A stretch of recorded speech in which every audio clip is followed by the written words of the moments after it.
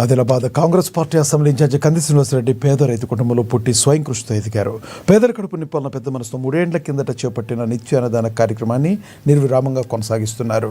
America నుండి ఆదిలాబాద్కు వచ్చిన తర్వాత తన కేసీఆర్ ఫౌండేషన్ స్థాపించి దాని ద్వారా అనేక సేవా కార్యక్రమాలు కొనసాగిస్తున్నారు. పట్టణంలోని కంది శ్రీనివాసరెడ్డి క్యాంపు కార్యాలయం ప్రజాసేవ భవన్లో ప్రతిరోజు ఎంతో మంది ఆకలి తీరుస్తూ నిత్యాన్నదాతగా ప్రశంసలు అందుకుంటున్నారు.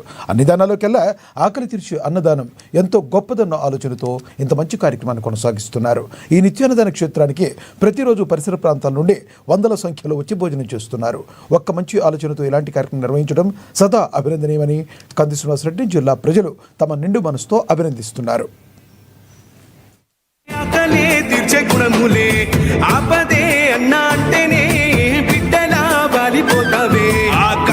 జెండల్ల దండువన్నా నిరుపేద జనముకు నీడవన్నా నూరేళ్ళు వర్తిల్లు అన్నా మాయన్నా అన్న కంది శ్రీనివాస రెడ్డన్నా కాంగ్రెస్ జెండల్ల దండు